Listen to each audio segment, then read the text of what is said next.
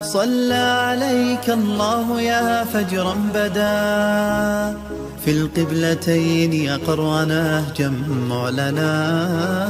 صلى عليك الله في أهل السماء وبفضله صلى الهداة بأرضنا. صلى عليك الله. ایک صحابی نے عرض کی حضور بیوی کا حق کیا ہے؟ ما حق المرأة علی الزوج، عورت کا حق خامند کے اوپر کیا ہے؟ تو حضور علیہ السلام نے فرمایا کہ جو آپ کھائے وہ اس کو کھلائے. یعنی یہ نہیں ہے کہ میاں اور بیوی کے کھانے میں اور ان کی غذا میں فرق ہو. جس طرح کا کھانا خود کھائے اس طرح کا اپنی بیوی کو کھلائے.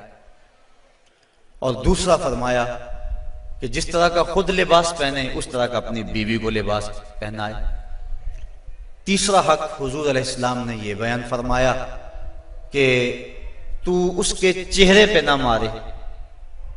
گھر میں 100 شکر رنجی ہو جاتی ہے. ولا یضرب الوجہ، چہرے پہ نہ مارے. آقا کریم علیہ السلام نے فرمایا لا تضربوا اماء اللہ، اللہ کی لونڈیوں کو مارو نہ.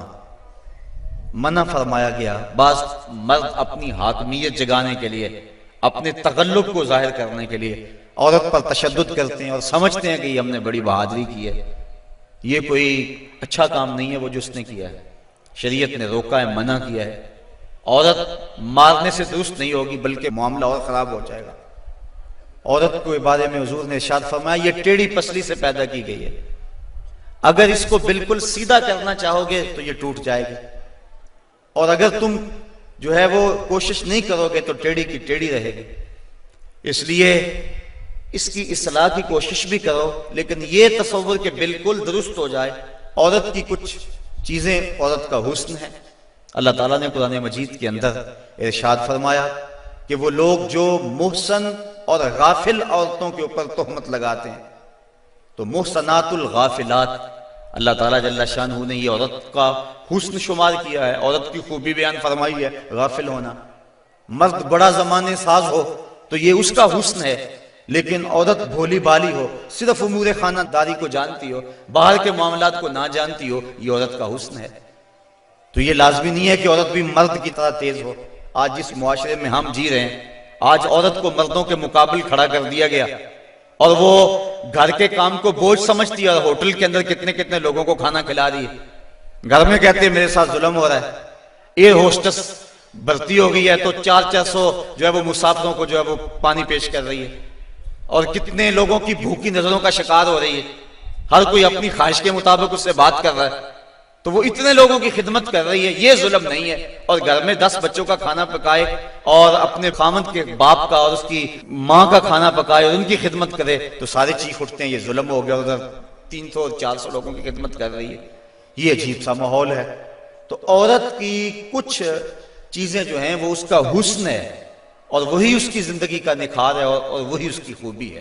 تو اللہ تعالیٰ نے قرآن مجید کے اندر غافلات کا لفظ عورت کی خوبیوں کو شمار کرتے ہوئے بیان فرمایا.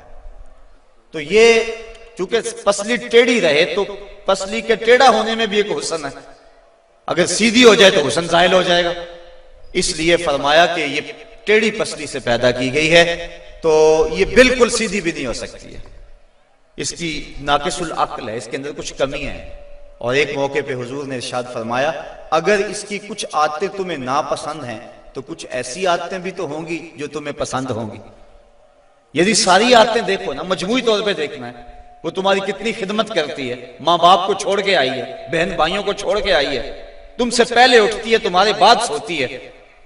اور کبھی کبھار ایسا ہوتا ہے کہ میاں بیوی اکٹھے کہیں گئے ہوتے ہیں تو راستے کے اندر دونوں آ رہے ہیں، بچہ بیوی نے اٹھایا ہوا ہے جبکہ طاقتور مرد ہے، اور پھر جب واپس گھر پہنچتے ہیں تو خاوند کہتا ہے کہ جلدی جلدی پانی بناؤ، اور وہ کبھی برف توڑ رہی ہے، کبھی چینی میں لا کے پانی تیار کر رہی ہے، اور پھر سب سے پہلے خاوند کو دیتی ہے، بچتا ہے تو خود پیتی ہے. کمزور بھی بیوی ہے، دونوں ایک طرح کی دھوپ میں چل کے آئے ہیں. بچہ بھی بیوی نے اٹھایا ہوا تھا، اور آ کے خاوند بیوی کو کہتا ہے کہ یہ کام تو کر، لیکن پھر بھی اس کی زبان پہ شکوہ نہیں آتا. اس کو کہتا تم پانی تیار کرو، پانی پیتا کہتا اب کھانا پکاؤ. اس گرمی میں پھر بیوی باورچی خانے میں چلی جاتی ہے، کھانا پکا کے آدھے گھنٹے کے بعد پھر مرد کے سامنے رکھتی ہے، وہ کھاتا ہے، کھا کے پھر کہتا ہے ٹانگیں دباؤ، اور شکوانی کرتی کہ عجیب بات ہے تیرے ساتھ میں بھی اسی طرح تھکی ہوں، میں نے بچہ بھی اٹھایا ہوا تھا، میں نے پھر پانی تیار کیا، اب کھانا سخت گرمی میں بنایا، یہ اس کی اچھی عادت ہے۔ تو فرمایا اگر تم اس کی کچھ عادتوں کو دیکھ کر پریشان ہوتے ہو تو کچھ اس کی عادتیں ایسی بھی تو ہوں گی جو تمہیں پسند ہوں گی۔ تو اگر یہ تم سوچ لیا کرو تو میاں بیوی کے اندر محبت کا رشتہ مستحکم ہوگا، کمزور نہیں ہوگا۔ بلکہ ایک انگریز نے لکھا، وہ کہتا ہے کہ کوئی شے بھی جو ہے اس کے کوئی نہ کوئی فائدے ضرور ہوتے ہیں۔ وہ مثال دیتا ہے، وہ کہتا ہے جو گھڑی بند پڑی ہے نا ایک دن میں 2 مرتبہ وہ بھی سچ بولتی ہے۔ مثال کے طور پہ گھڑی بند ہوگی 12 بجے، تو جب دن کے 12 بجے ہیں اس وقت گھڑی سچ بول رہی ہوتی ہے، رات کو جب 12 بجتے ہیں تو گھڑی سچ بول رہی ہوتی ہے۔ کہتا جو خراب گھڑی ہے وہ بھی دن میں 2 مرتبہ سچ بولتی ہے۔ تو اگر کسی شخص کی خرابیاں تمہیں نظر آئیں تو اس کی کوئی خوبی بھی ڈھونڈ لیا کرو، مکھی کی طرح نہیں کہ سارے بدن کو چھوڑ کر جہاں زخم ہو وہاں ہی بیٹھنا ہوتا ہے، جہاں خوشبو ہو وہاں بھی تو جاؤ۔ اس لیے فرمایا حضور علیہ السلام نے، اور ذرا غور تو کیجئے، خاندانوں کو جوڑنے کا اور میاں بیوی کے اندر باہم محبت پیدا کرنے کا یہ کتنا حکمت بھرا جملہ ہے، یہ جوامع الکلم سے ہے یہ جملہ، اور کتنا حسن ہے اس جملے کے اندر۔ فرمایا اگر اس کی کوئی بات تمہیں ناپسند ہے تو کوئی اس کی ایسی بات بھی تو ہوگی جو تمہیں پسند ہے، اور تم اس کو دیکھ لو۔ بلکہ صوفیہ فرماتے ہیں اگر خوبی دیکھنے کا شوق ہو تو کسی اور میں دیکھو، اور برائی دیکھنے کا شوق آئے تو اپنے اندر دیکھو۔ اگر انسان اپنی زندگی کے اندر یہ رویہ بنا لے تو زندگی میں حسن آ جاتا ہے، لیکن ہمارا جو عمومی رویہ ہے ہم برائیاں اوروں میں دیکھتے ہیں اور خوبیاں ساری اپنے اندر دیکھتے ہیں۔ وہ کیا کسی نے کہا تھا کہ کسی کی طرف انگلی اٹھانے والا ذرا غور تو کرے کہ باقی انگلیاں اس کی اپنی طرف اٹھ رہی ہیں، تو ذرا تدبر تو کرے، ذرا غور تو کرے۔ اس لیے فرمایا اگر اس کی کوئی عادت تمہیں ناپسند ہے، ناگوار ہے، تو کوئی اس کی ایسی عادت بھی ہوگی کہ جو تجھے پسند ہوگی، اس عادت کو دیکھ کر کے تم اس کے ساتھ محبت کر سکتے ہو۔ اور آقا کریم نے یہ بھی فرمایا خیرکم لأہلہ وآنا خیرکم لأہلی، تم میں سے بہتر وہ ہے جو اپنے اہل خانہ کے ساتھ بہتر ہے، اور فرمایا تم میں سے سب سے بہتر میں ہوں جو اپنے اہل خانہ کے ساتھ بہتر ہوں۔ حضور اپنے اہل خانہ کے ساتھ جو حسن سلوک کیا ہے تاریخ اس پہ گواہ ہے۔ جب آقا کریم کا وصال ہوا 9 بیویاں اس وقت حضور کے نکاح میں تھیں، اور آقا کریم علیہ السلام کی ایک بیوی کو بھی حضور پہ شکایت نہیں تھی۔ جبکہ اتنی کثرت سے ازواج ہوں تو اس وقت شکایت کا پیدا ہو جانا لازم ہے، لیکن اس انداز کے ساتھ حضور نے حسن سلوک کیا ان کے ساتھ، ان کے درمیان عدل قائم فرمایا، اور ان کے ساتھ محبت جو حضور کی تھی وہ مثال ہے۔ ایک حضرت سیدہ طیبہ طاہرہ حضرت خدیجہ الکبریٰ رضی اللہ تعالی عنہا کا جب آخری وقت آیا تو انہوں نے اپنی بیٹی حضرت فاطمہ الزہرا رضی اللہ تعالی عنہا کو بھیجا، کہا جاؤ اپنے باپ سے چادر مانگ لاؤ۔ تو سیدہ فاطمہ حاضر ہوئیں، عرض کی امی چادر مانگ رہی ہیں۔ تو حضور علیہ السلام نے فرمایا بیٹا اپنی ماں سے پوچھو نا چادر کیا کرنی ہے۔ تو حضرت خدیجہ الکبریٰ رضی اللہ تعالی عنہا کی خدمت میں پوچھنے کے لیے حضرت فاطمہ واپس آ رہی ہیں، تو حضرت نبی رحمت صلی اللہ علیہ وسلم بھی پیچھے آ گئے۔ حضرت خدیجہ سخت بیمار تھی، عرض کی حضور اس وقت جو میری حالت ہے آپ دیکھ رہے ہیں، مجھے لگتا ہے کہ یہ میرا آخری وقت آ گیا، میں نے چادر اس لیے مانگی ہے کہ اس چادر سے مجھے کفن دیا جائے۔ اب سنو حضور نے کیا جواب دیا۔ آقا کریم کی آنکھوں میں آنسو آ گئے اور فرمایا خدیجہ تو نے تو چادر مانگی ہے، لو اردت جلدی لا آتیتو کے، اگر تو میری جلد بھی مانگتی میں وہ بھی اتار کے دے دیتا۔ یہ ہے محبت بیوی کے ساتھ، یہ ہے پیار کا رشتہ۔ حضرت ام المومنین سیدہ عائشہ صدیقہ رضی اللہ تعالی عنہا فرماتی ہیں حضور کثرت سے حضرت خدیجہ کا تذکرہ کرتے تھے۔ ایک دن مجھ سے نہ رہا گیا، میں نے کہا حضور آپ اس بوڑھی عورت کا تذکرہ نہیں چھوڑتے؟ تو حضور نے فرمایا عائشہ مجھے خدیجہ کے بارے تکلیف نہ دو، جب پورے مکے نے میرا انکار کیا تھا اس نے میرا اقرار کیا تھا۔ حضرت عائشہ صدیقہ رضی اللہ تعالی عنہا فرماتی ہیں ایک دن حضور بقیع سے واپس آ رہے تھے، میرے سر میں سخت درد ہو رہا تھا، حضور تشریف لائے تو میں نے کہا واہ راسا ہو، ہائے میرا سر گیا۔ تو حضور علیہ السلام نے کہا وَآنَا یا عائشہ، عائشہ یہ تیرے سر میں درد نہیں، یہ تو میرے سر میں درد ہو رہا ہے۔ یہ بیوی کے ساتھ محبت کا انداز ہے جو حضور نے اختیار فرمایا۔ یہ کیسا پیار ہے، یہ کیسی الفت ہے، ذرا غور تو کریں۔ حضرت سودا رضی اللہ تعالی عنہ، حضور ان کے ہاں تشریف فرما تھے۔ حضرت عائشہ صدیقہ رضی اللہ تعالی عنہ نے کچھ پکایا، میٹھی چیز تیار کی، جی میں آیا حضور کو دوں۔ آقا کریم حضرت سودا رضی اللہ تعالی عنہ کے ہاں تھے، انہوں نے وہ شے اٹھائی اور حضرت سودا کے حجرے میں چلی گئیں۔ وہ چیز رکھی، کھانا شروع کیا، حضور بھی تناول کر رہے ہیں، حضرت عائشہ رضی اللہ تعالی عنہ بھی تناول کر رہی ہیں، لیکن حضرت سودا نہیں لے رہی۔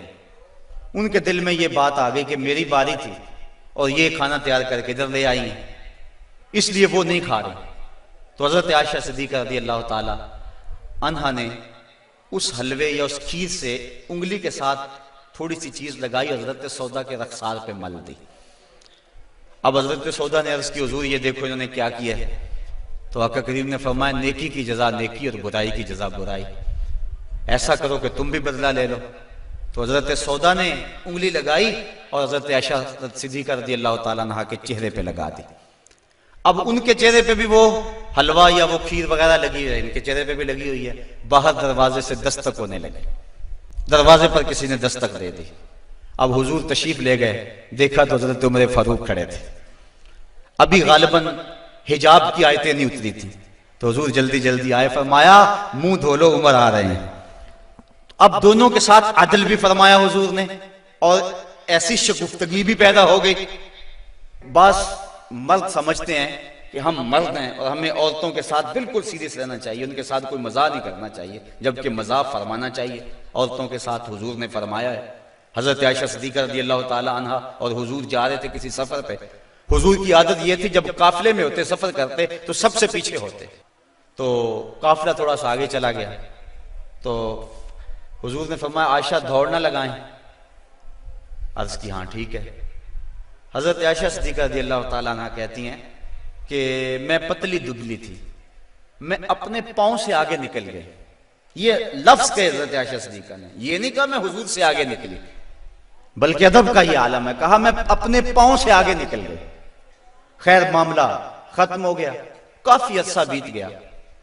ایک دن پھر ہی ایسا موقع بنا، میرے جسم میں تھوڑی سی فربہی آ گئی تھی، تو حضور نے فرمایا عائشہ دوڑ نہ لگائیں، میں نے کہا لگاتے ہیں۔ تو جب دوڑ لگائی تو میں پیچھے رہ گئی، حضور آگے چلے گئے، تو حضور نے پیچھے پلٹ کے دیکھا اور مسکرا کے فرمایا یہ اس دن والا بدلہ ہو گیا۔ تو اب مزاح فرمایا حضور علیہ السلام نے، اور حضرت عائشہ صدیقہ رضی اللہ تعالی عنہ فرماتی ہیں کہ اللہ کے محبوب علیہ السلام مجھے حمیرہ کہہ کے پکارتے تھے، یہ محبت کا عالم تھا۔ تو عورت کے ساتھ اس نے سلوک کرنے کا درس دیا گیا ہے، تو فرمایا اس کو مارو نہ، ولا یکبہ، اور اس کو گالی نہ دو۔ عورت کو گالی گلوچ کرنا یہ کوئی اچھی عادت نہیں ہے۔ کسی کو گالی دیں آپ یا مجھے کوئی گالی دے تو میرے دل میں جو ہے وہ زخم لگے گا اس گالی کا۔ وہ کیا کسی عربی شاعر نے کہا ہے، تلوار کے زخم ہیں وہ مٹ جاتے ہیں لیکن جو زبان کے زخم ہیں وہ نہیں مٹتے۔ کسی کا مارا ہوا بول ختم نہیں ہوتا۔ اب کسی کو کوئی بات کہہ دے تو ساری زندگی وہ زخم نہیں مٹتا، تو جن میاں بیوی نے اکٹھے رہنا ہو ساری زندگی اور وہ خامد گالیاں دے تو بیوی کے دل میں کتنی نفرت پیدا ہو جائے گی۔ یہ آئلی زندگی کا سسٹم تباہ ہوگا یا نہیں ہوگا؟ اس لیے حضور نے فرمایا کہ چوتھا حق یہ ہے کہ وہ گالی نہ دے، اور پانچواں حق یہ بیان فرمایا حضور نے وَلَا يَحْجُرْ إِلَّا فِي الْبَيْتِ۔ عورت کی کوئی عادت ناپسند ہے یا کوئی ایسا معاملہ ہو گیا تو حکم ہے پہلے اسے سمجھاؤ، اگر وہ سمجھتی نہیں ہے تو پھر حکم ہے کہ اس کا بستر الگ کر دو۔ اب علماء نے اس کے ساتھ بھی شرط لگائی ہے، بستر الگ کرنے کا یہ مفہوم نہیں ہے کہ اس سے بول چال چھوڑ دو، اگر بول چال چھوڑ دو گے بچوں پہ اثر پڑے گا۔ بستر کو الگ کرنا یہ تمہارے میاں بیوی کا معاملہ ہے، بچوں کو پتہ نہ چلے، بچوں کی تربیت خراب ہو جائے گی اگر تم اس سے جو ہے وہ ایسا الجھاؤ پیدا کر لو گے۔ اور پھر کہا کہ فی البیت، اس کو الگ گھر میں کرو، اس کو میکے نہ بھیجو، اگر میکے بھیجو گے تو اس کے والدین کو تکلیف ہوگی، تو تمہارے دو خاندانوں کے اندر فساد بپا ہوگا۔ کیسی حکمت بھرے جملے ہیں۔ فرمایا ایک تو اس کو جدا کرو، دوسرا گھر کے اندر کرو۔ کسی تیسرے کو کانوں کان خبر نہ ہو، اور عورت جو ہے وہ تمہاری جدائی برداشت نہیں کر سکے گی، کیونکہ عورت کی فطرت اور ضرورت ہے مرد، وہ مرد کو دیکھ کر تسکین پاتی ہے، اور مرد کا چہرہ اجڑ جائے تو گھر اس کو کھانے کو آتا ہے، گھر میں اسے سکون ہی ملے گا، ہر طرح کی دولت و آسودگی ہو، لیکن خامد کا چہرہ سیدھا نہ ہو تو عورت کو سکون ہی نہیں ملے گا۔ اس لیے فرمایا کہ تم اس سے ناراض ہو جاؤ، بگڑ جاؤ، لیکن گھر کے اندر بستر سے الگ ہو جاؤ، الگ سونا شروع کر دو، لیکن گھر کے اندر، تاکہ بچوں کے حالات پر بھی فرق نہ آئے اور تمہارے خاندانوں کے اندر بھی تفریق نہ پڑے۔ تو کہا یہ حق ہیں عورت کے مرد کے ذمے۔ اب ذرا ان پہ بار بار غور کریں۔ فرمایا جو خود کھاتے ہو انہیں کھلاؤ، جو خود پہنتے ہو انہیں پہناؤ، اور چہرے پر نہ مارو، اور فرمایا ان کے بستر الگ کر دو اور ان کو گالی نہ دو۔ یہ حضور علیہ السلام نے عورت کے حق بیان فرمائے۔ اور پھر حضور نبی رحمت صلی اللہ علیہ وآلہ وسلم نے یہ بھی ارشاد فرمایا، اکمل المؤمنین ایمانا احسنہم خلقا وخیارکم خیارکم لأہلہ۔ فرمایا تم میں سے کامل ایمان اس شخص کا ہے جس کے اخلاق اچھے ہیں، خلق اچھا ہے، جس کا منہ مٹھا ہے، جس کی بولی ٹھیک ہے۔ وہ کیا کسی نے کہا تھا، لہجے میں اگر رس ہو تو دو بول بہت ہیں۔ انسان کو رہتی ہے محبت کی زبان یاد، انسان کو محبت کی بولی یاد رہتی ہے۔ تو کہا کہ جس کا خلق اچھا، اور دوسرا فرمایا جو اپنے اہل خانہ کے ساتھ ٹھیک ہے، سارے زمانے سے ٹھیک ہے، گھر والوں سے ٹھیک نہیں ہے، تو پھر کیسے زندگی میں سکون آئے گا، طمانینت آئے گا، کیسے چین آئے گا؟ تو تم میں سے بہتر وہ ہے جو اپنے گھر والوں کے ساتھ بہتر ہے۔ اور ابھی روایت میں نے آپ کے سامنے رکھی جس میں حضور نے فرمایا کہ میں تم میں سے سب سے زیادہ اپنے گھر والوں کے ساتھ حسن سلوک کرنے والا ہوں اور اچھائی کرنے والا ہوں۔ تو یہ حکم دیا گیا کہ وہ اچھے انداز کے ساتھ اپنی بیوی کے ساتھ حسن سلوک کرے، اس کو جو ہے وہ مکروہ نہ جانے، اور اس کو برا نہ کہے، اس کو گالی نہ دے۔ دوسری طرف عورت کو کہا الرجال قوامون علی النساء، مرد عورتوں پر قوام ہیں، حاکم ہیں، امیر ہیں۔ یہ اس لیے فرمایا گیا کہ اگر دونوں رائے دیں اور شریعت فیصلہ نہ دے کہ کس کی رائے مقدم ہوگی، رائے میں اختلاف بھی ہو سکتا ہے، تو پھر آئلی سسٹم پھر بھی تباہ ہوگا۔ عورت رائے دے، مرد اس کو قبول کرے، اس کی رائے کی پرواہ نہ کرے، یہ مرد کے لیے مناسب نہیں ہے۔ اس طرح عورت گھر کے اندر عضو معطل بن جائے گی، وہ سمجھے گی کہ میری تو اس گھر میں اہمیت ہی کوئی نہیں، میں جو بات کرتی ہوں مجھے کوئی پوچھتا ہی نہیں ہے۔ عورت بندہ اپنی مرضی بھی کرنی ہے، عورت کی رائے لے لے۔ جب کسی کی رائے لیتے ہو آپ کسی معاملے میں تو اس کی عزت افزائی ہوتی ہے۔ تو اس لیے عورت کے ساتھ مشاورت کریں، اس کی بات کو اہمیت دیں، اگر اس کی بات قابل قبول نہیں ہے تو اچھے انداز اس کو سمجھائیں۔ لیکن فرض کرو اگر رائے مختلف ہو گئی ہیں تو رائے کس کی کو ترجیح ہوگی؟ مرد کی رائے کو ترجیح ہوگی۔ جس طرح کہ میں نے حقوق والدین کو عنوان سے عرض کیا تھا کہ ماں کچھ اور کہتی ہے، باپ کچھ اور کہتا ہے، اب کس کی بات مانیں گے، ماں کی یا باپ کی؟ ماں کا درجہ بہت سارا ہے، لیکن ماں کہتی ہے یہ کرو، باپ کہتا ہے یہ کرو۔ تو علماء نے جزیہ بیان فرمایا کہ خدمت میں ماں مقدم ہے، تعمیل حکم میں باپ مقدم ہے۔ پہلے تو ماں باپ کو چاہیے اولاد کو کسی مشقت میں نہ ڈالیں، کسی مصیبت میں نہ ڈالیں، لیکن اگر ایسا کبھی ہو جائے تو خدمت میں ماں کو ترجیح دیں۔ جب باہر سے آئیں تو پہلے ماں کی ٹانگیں دبائیں، اس کے پاؤں دبائیں، پھر اس کے بعد باپ کے۔ خدمت میں ماں کو ترجیح دیں، لیکن جب حکم کی تعمیل کی بات آئے پھر باپ کو ترجیح دیں، چونکہ قوام باپ ہے، گھر کا حاکم اور امیر باپ ہے۔ اگر باپ کی بات نہیں مانی جائے گی تو پھر گھر میں فساد برپا ہو جائے گا۔ اسی طرح زوجین میں سے خامد کی بات کو ترجیح اگر دی جائے گی تو یہی معاشرے کا بھی حسن ہے اور خاندان کے اندر بھی اسی میں عزت ہے۔ اگر خامد کچھ اور کہتا ہے، بیوی کچھ اور کہتی ہے، بات بیوی کی مان لی جائے تو گھر میں تو مصیبت بن گئی۔ خامد کو کوسنے دیں گی اس کے بہنیں بھی، اس کے بھائی بھی، اس کی ماں بھی کہے گی، باپ بھی کہے یہ بیوی کے پیچھے لگ گیا۔ لیکن اگر بیوی خامد کے پیچھے لگ جائے تو یہ بیوی کے لیے حسن ہے۔ مرد کا بیوی کی اطاعت کرنا یہ مرد کے لیے حسن نہیں ہے، لیکن بیوی کا مرد کے پیچھے لگ جانا اور اس کی بات کو مان لینا یہ جو ہے وہ حسن ہے بیوی کے لیے، اور یہ اس کی اطاعت کے زمرے میں آتا ہے۔ تو مرد حاکم بنایا گیا ہے، لیکن حاکم کا یہ مطلب بھی مرد نہ سمجھے کہ وہ جب چاہے عورت کو مارنا شروع کر دے، اس کو غلام سمجھے اور اس کی اہمیت ہی نہ سمجھے، بلکہ عورت کو برابر مشاورت میں شریک رکھے۔ جس طرح مرد عورت پہ ناراض ہو جاتا ہے، عورت کو بھی حق ہے کہ وہ مرد پہ ناراض ہو جائے کسی معاملے میں، اور جس طرح عورت مرد کو مناتی ہے، مرد بھی اپنی بیوی کو منا سکتا ہے، راضی کر سکتا ہے، اس میں کوئی حرج نہیں ہے، چونکہ گھر میں شکنجی ہو سکتی ہے۔ بخاری شریف میں روایت موجود ہے، حضور نبی رحمت صلی اللہ علیہ وسلم نے ارشاد فرمایا، عائشہ جب تم ناراض ہوتے ہو مجھے پتہ چل جاتا ہے۔ عرض کی حضور کیسے؟ فرمایا جب تم راضی ہوتی ہو اس وقت کوئی بات ہو تو قسم اٹھاتی تو کہتی ہو وَرَبِّ محمد، مجھے محمد کے رب کی قسم، اور جب تم ناراض ہوتی ہو اور کوئی بات ہو تو قسم اٹھاتی ہو تو کہتی ہو وَرَبِّ ابراہیم، مجھے ابراہیم کے رب کی قسم ہے۔ تو مجھے پتہ چل جاتا ہے کہ اب تم ناراض ہو اور اب تم راضی ہو۔